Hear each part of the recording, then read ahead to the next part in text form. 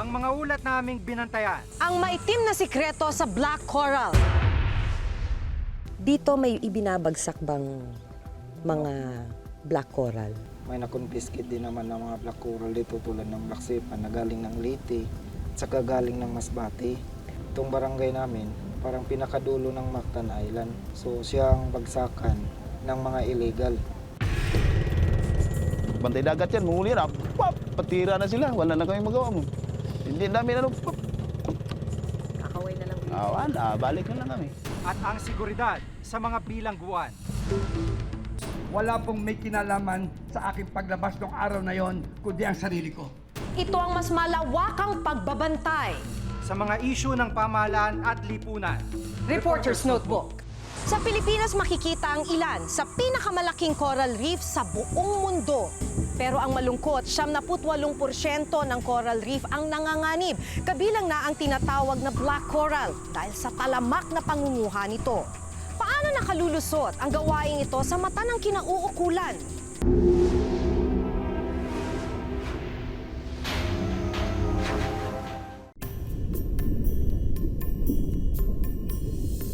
Tinaguri ang sentro ng marine biodiversity sa buong mundo.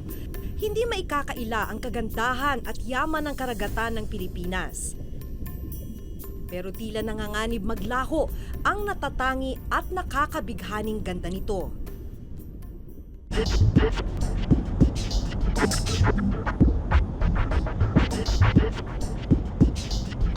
Kilala ang Cebu sa industriya ng paggawa ng mga palamuti at alahas mula sa shells at iba pang lamang dagat.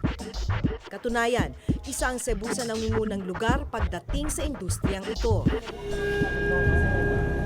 Pero ang probinsyang ito nagiging isa ring bagsakan o transshipment point umano sa mga nagnanais magpuslit ng mga coral at iba pang yamang dagat.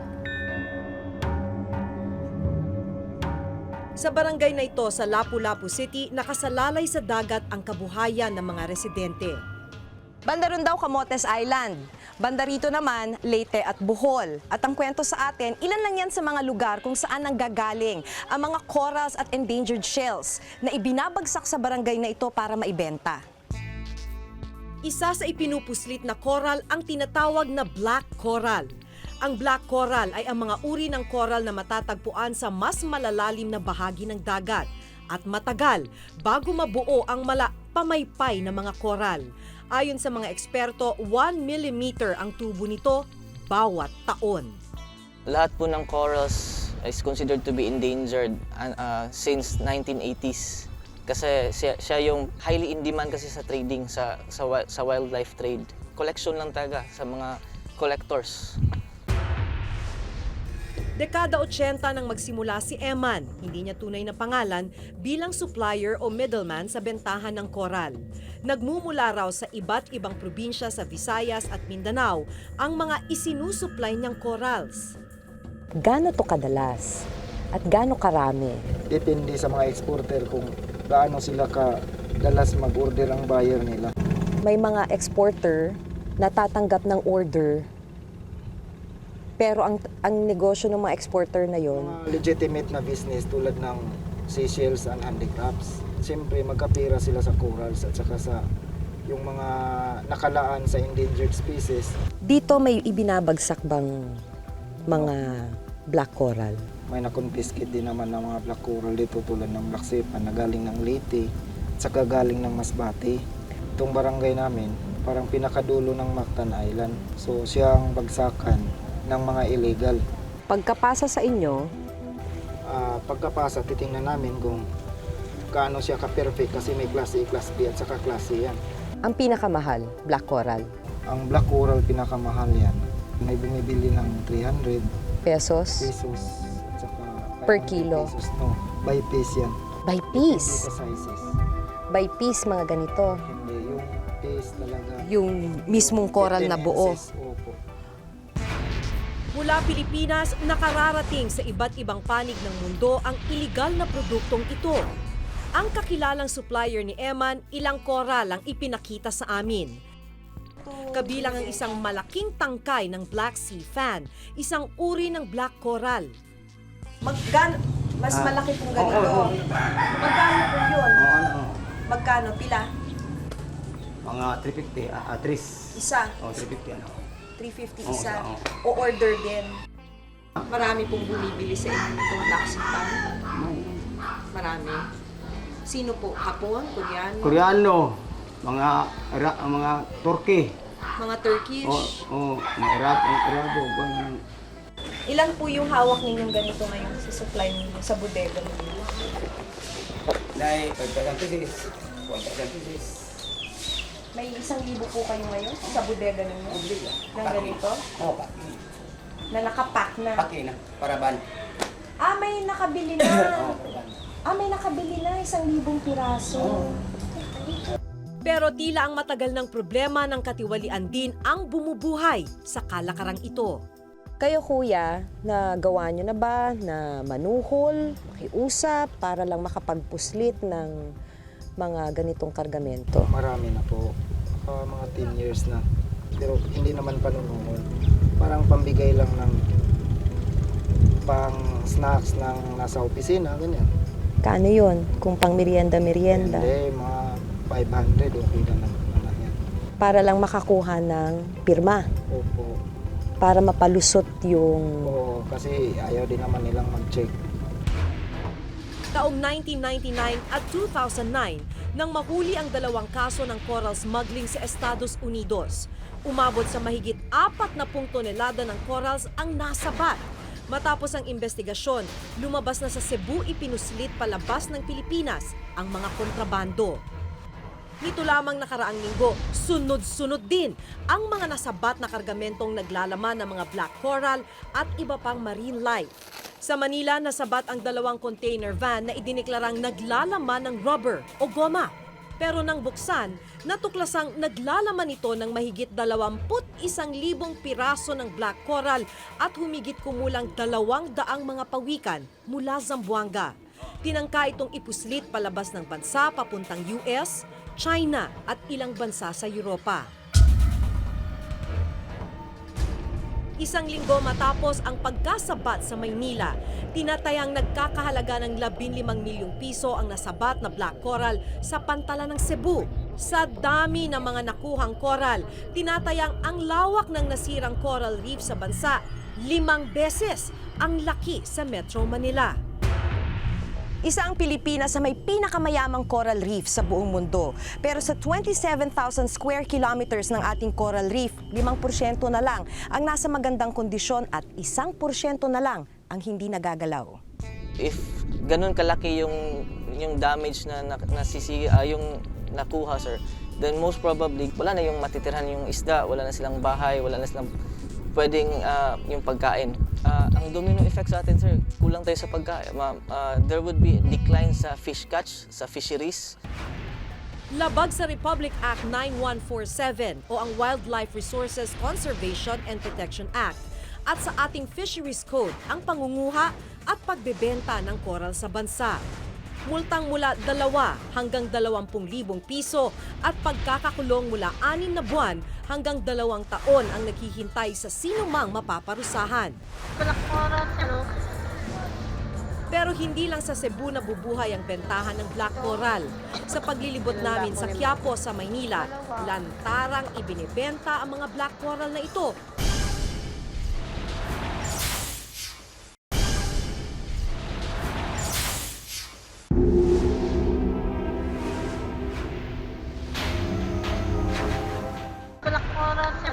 Pero hindi lang sa Cebu nabubuhay ang bentahan ng black coral. Sa paglilibot namin sa Quiapo sa Maynila, lantarang ibinebenta ang mga black coral na ito na umaabot sa halagang 300 pesos. Nagiging mabili ang black coral dahil maaari itong gawing alahas at iba pang palamuti. Kadalasan daw, sa ibang bansa na ipinoproseso ang mga ito upang gawing mamahaling alahas. Sa pagsasaliksik namin sa internet, nagkalat ang mga online seller ng mga alahas gawa sa black coral. Ang kwintas na ito halimbawa, nagkakahalaga ng halos 10,000 piso. Ang singsing na ito, nagkakahalaga naman ng mahigit 1,000 dolyar. Ang ilan ipinagmamalaki pang galing ito ng Pilipinas.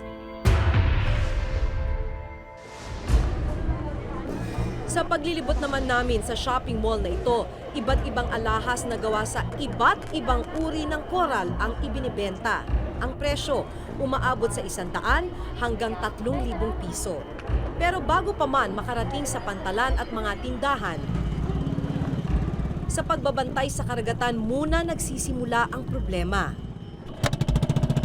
Isa si Marlon sa mga bantay dagat ng kanilang barangay. 3 beses kada araw kung magpatrolya sa nasasakupang dagat ng kanilang barangay. Isang maliit na bangkang demotor ang gamit nila sa pagbabantay. Kanino po to?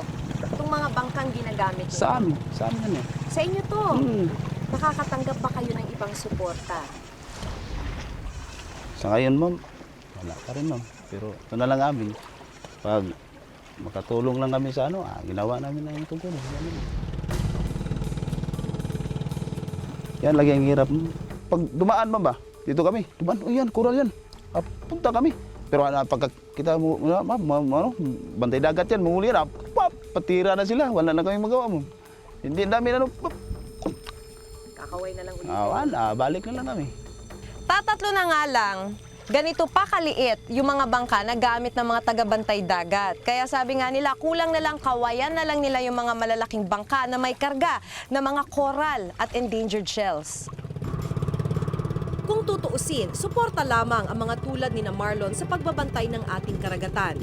Ang Philippine Navy at Coast Guard kasi ang inatasan ng batas na bantayan at protektahan ang ating mga dagat laban sa mga poachers ng mga yamang dagat. Pero sa mahigit 36,000 kilometrong haba ng baybayin ng ating bansa, imposible raw mabantayan ang kahabaang ito. So ang karagatan natin, imagine, meron tayong Coast Guard na 6,000 na personnel at meron tayong islands na 7,100 islands.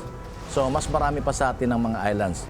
Siyempre, meron din tayong kakulangan sa mga patrol vessels, kahit na huwag rin masyadong malaki, kahit mga maliliit lamang, kasi yung mga patrol vessels natin ay nung World War II pa.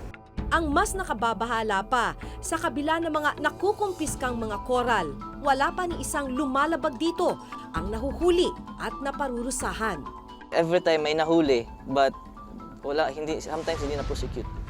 Or if na-prosecute, because of what we call humanitarian reasons, kasi kawawa yung family, pag nakulong si father, so masettle din siya at that level.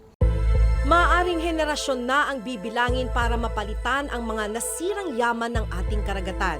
Pero hindi pa raw huli para paigtingin ang pagpapatupad at pagsunod sa batas upang ito'y mapangalagaan. Matagal nang sinasabi ng mga bihasa sa coral reef conservation na, uy, tagilid tayo. Matagal na. Wala nang nakikinig. At maganda naman ang batas. Pero kailangan maganda ang enforcement ng batas. At kasabay rin ang pagpapahalaga at proteksyon sa ating likas na yaman, kinakailangan rin daw ang alternatibong kabuhayan para sa mga komunidad na ito lamang ang kinabubuhay. Siguro kailangan education, o kailangan enforcement, o kailangan may bagong batas. Hindi yan sapat eh. Hindi yan sapat.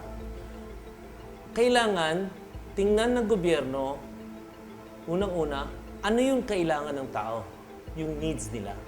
At kung ano man ang gawing solusyon, dapat tinutugunan yung kailangan ng tao. Sa mga ginagawang hakbang, tanging mga maliliit ang naaapektuhan, samantalang patuloy sa kanilang iligal na kalakaran ang mga malalaking isda. Hanggat hindi pinaiigting ang batas at mas pinapalawak ang pagbabantay sa ating karagatan, hindi na nakapagtatakang isang araw, wala na sa atin ang ibinigay na mayamang kalikasan. Ako si Maki Pulido at ito ang nakatala sa aking Reporter's Notebook. Malaking ingay ang nilikha ng balitang paglabas-masok ni dating Batangas Governor Antonio Leviste sa National Bilibid Prisons. Wala pong may kinalaman sa aking paglabas ng araw na yon, kundi ang sarili ko. Ang mga istoryang pinarangalan at nagsiwalat sa tunay na kalagayan ng bayan. Ngayon, nasa Reporter's Notebook DVD Volume 2 na. Di ka nahuhuli sa mga isyu at kontrobersyang kinakaharap ng bayan. Sa bantay ng pamahalaan, bantay ng lipunan. The Best of Reporter's Notebook DVD Volume 2. Grab a copy at a Power Books branch near you. Sinasabing bilangguan ng lugar para sa pagbabagong buhay ng mga nagkasala sa batas at lipunan. Pero sa likod ng malamig na rehas, buhay na buhay daw ang mga iligal na kalakaran. Bakit nangyayari ang mga insidenteng ito?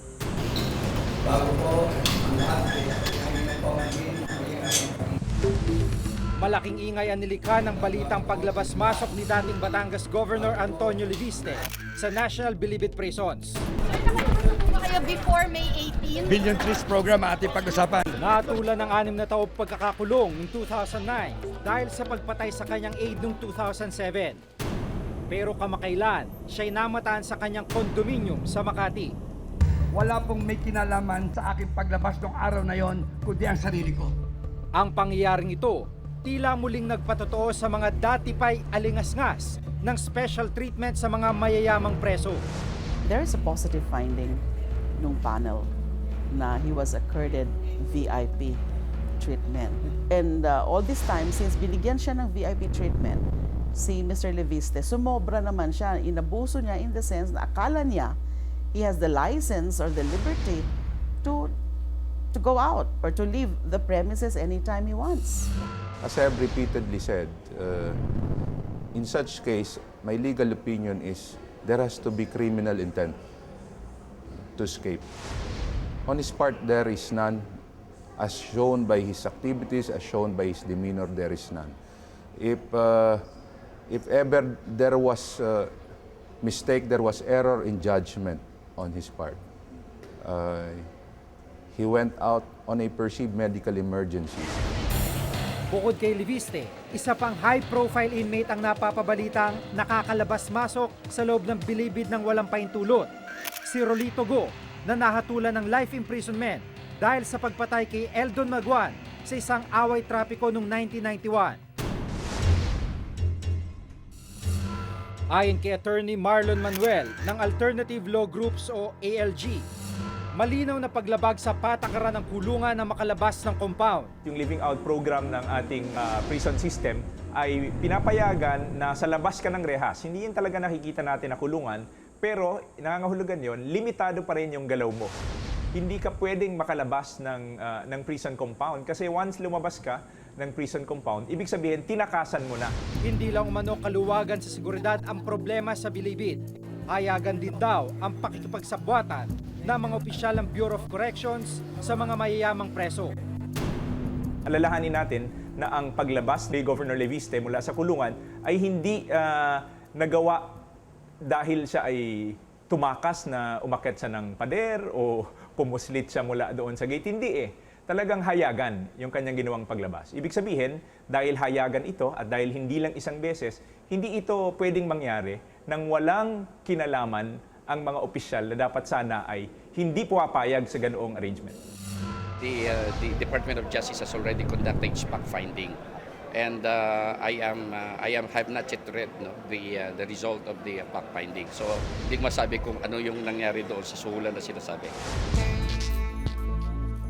Ilang araw lang matapos pumutok ang issue ng VIP treatment sa mga preso, muli na namang nalagay sa alanganin ng NBP nang mahukay ang bangkay ng isang inmate sa loob mismo ng maximum security compound ng Bilibid. Kinilala ang biktima na si Brian Peña, 23 anyos, na di umano'y sinaksak ng kapwa inmate. Nag-text sa akin yung pamangkin ko, sabi niya patay na si Brian. Pero kasi gusto ko i-confirm lahat kung ano yun. Hindi pa ako naniwala. Tumawag lahat ng police station, tinawagan ko kung ano access number na NPP. Sa isang barangay sa Olongapo City, inabutan kong nakaburol si Brian. Isang kinakalawang na yerong ipinormang kahon ang nagsilbi niyang kabaong. Sa isang punerarya raw malapit sa Bilibid, nagtungo ang pamilya para kunin ang kanyang mga labi. Wala dun sa puninarya niya yung bangkay ni Brian kasi mabaho na siya. Inilagay nila sa sementeryo. Ang sabi ko, bakit sa sementeryo nilagay? Natural, sabi niya, mabaho na, madidimanda ako. Ang sabi ko, sige kukunin namin. Kumuha kayo ng letter doon sa loob, pero gabi na. Baka hindi nyo matapos yan. Hindi, may nakausap ako. Sabi, makukuha ko yan.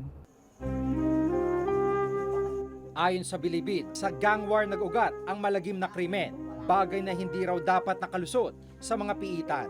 Kailangan talagang tingnan natin ano ba ang nagiging butas doon sa sistema ng pagbabantay sa ating mga preso. No? Para sa isang preso na mapatay ng kanyang kapwa preso at maibaon ng hindi nalalaman ng mga jail guards ay napakalaking gap yan, no? Napakalaking butas yan doon sa security ng prison. Even in the past, nangyari na po rin yan.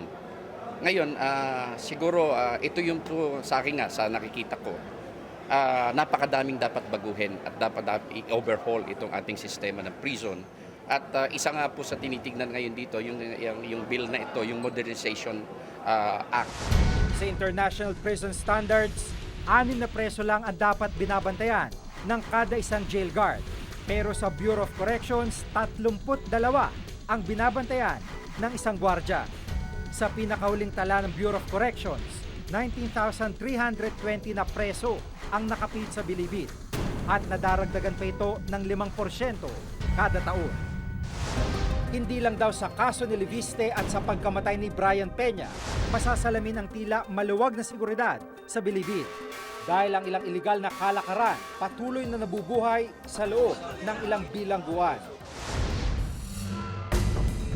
15 taong gulang lang daw si William, hindi niya tunay na pangalan nang mapagutusan siya ng kanyang tiyuhin na magpasok ng droga sa loob ng Bilibid. At sa 2 pang piitan sa Maynila na itinanggi niya ang pangalanan. Hindi naman ako masyadong kakapkawan talaga. Nakadikit yun sa katawan. Dinidikit sa katawan ko. Kasi pag bata, hindi naman pansinin. Nung nagpasok kami ron, halimbawa, nilalagay namin sa tinapay. Siyempre, yung tinapay, hindi naman kinakalkal yun. Halimbawa, nilalagay namin sa tinapay. Siyempre, yung tinapay, hindi naman kinakalkal yun. Hindi na raw siya nagdalawang isip na pasukin ang ilegal na hanap buhay. Lalo pat, hindi raw basta barya ang usapan sa ganitong transaksyon. Halimbawa sa isang bulto na ipapasok namin, 15.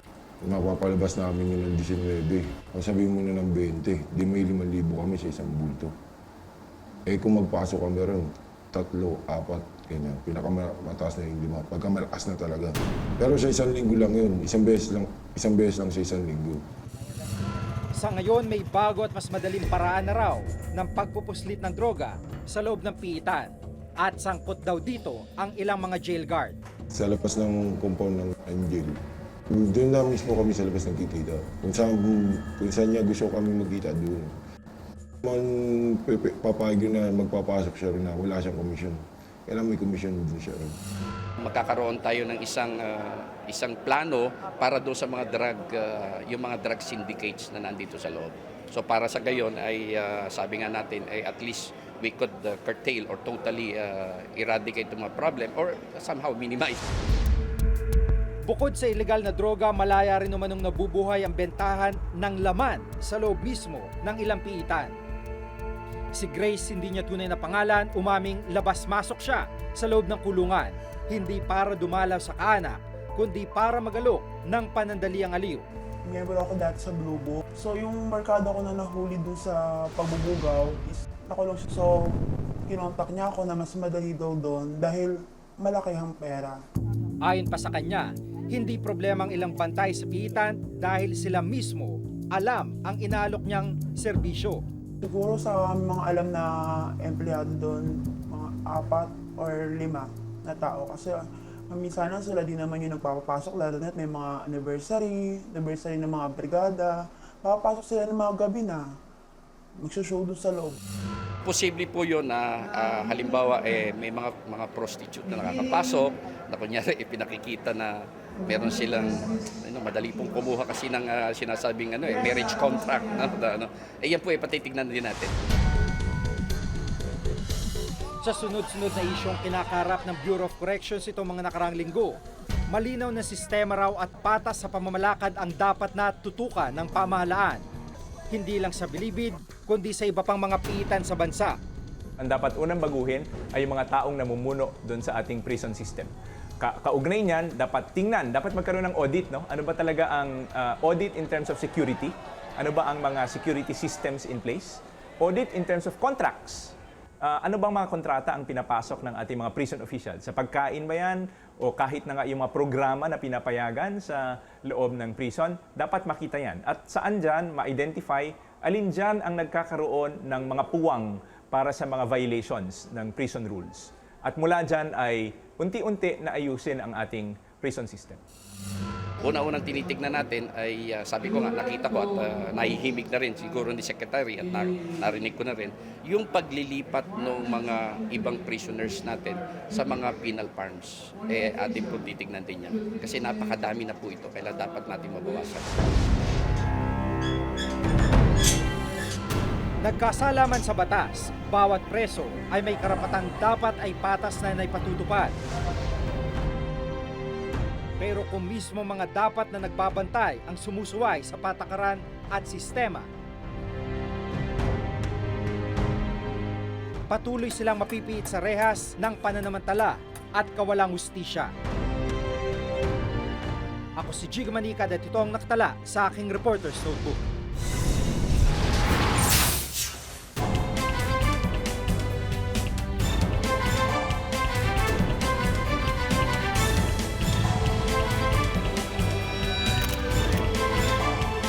Wala pong may kinalaman sa aking paglabas ng araw na yon, kundi ang sarili ko.